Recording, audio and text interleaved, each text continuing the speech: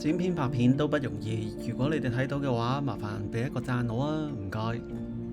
先睇咗我哋 model 嘅頭髮先，長度大概只係過肩多少少，跟住之後甚至乎會有 lace，所以我哋今日咧就會用到唔同嘅技術去做一個髮型。首先我哋頭頂區先上卡文捲，大概頭頂嘅話，我哋只需要兩執，攞嘅時候記住要水平嘅方向。用卡文捲我哋用35mm。較為粗細，等到科連亦都可以比較大啲。前陰嘅部分我哋留翻起佢，後區上下分兩層。先處理咗後區嘅頭髮，因為我哋最尾會紮一個後髻。首先將佢嘅頭髮綁成一個馬尾，耳仔對後呢度再攞得一執。另外一邊做法都係一樣。綁嘅位置咧，我哋就係去到嗰個黃金點，上根去幫佢綁緊，再收緊。捲嘅方向呢邊嘅就係去右邊，呢邊嘅頭髮就向左邊。執左右，大概分5執，因為我哋一陣會用短去做一個後尾嘅變化，每一執嘅唔需要太過太厚。馬尾以外嘅頭髮呢，我哋就用垂直嘅捲法向後捲，向住馬尾嘅方向去捲，捲完左邊再捲翻右邊。插咗卡文捲之後，我哋只需要用手指向後梳順。所以我哋首先用 butter。攞嘅份量大概一個指甲嘅份量就得㗎，將勻喺手上邊。我哋先處理頭頂區，記住一樣啦，都係攞翻前陰嘅部分，唔好忘記。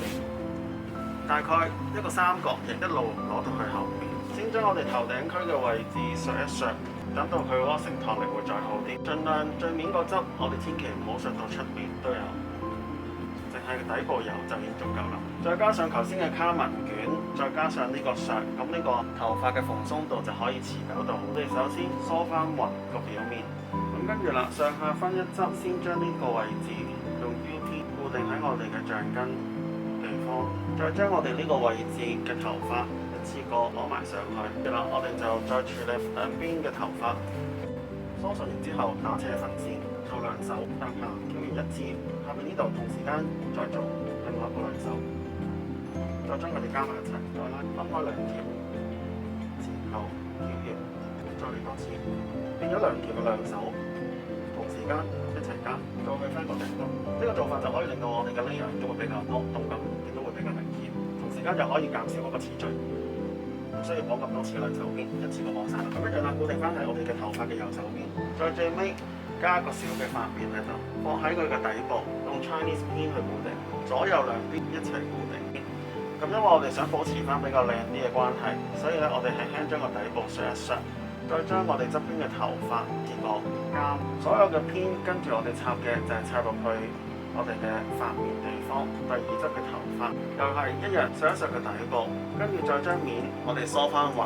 令到佢一個動感想再多啲嘅話，我哋就可以用一個 twist 嘅方法，頂區嘅頭髮都要向上，又係用 U 偏固定就得啦。咁我哋跟住再將呢邊分開兩側，上一根部整翻整齊，一個就係要留一個唔使留，我哋就可以再從唔同嘅地方望一望，究竟邊啲位置需要再修改。而尾巴嘅部分呢，我哋就可以一次過收埋佢就得，先將梳順扭轉嘅方式一次過收埋上去。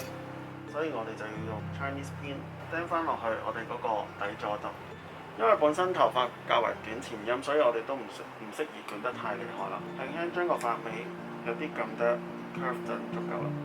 呢邊一樣少量嘅 curve，我哋就修飾面孔。咁我哋最尾咧再用一個硬身少少嘅 hairspray 啦，再做固定，咁就完成我哋今日造型啦。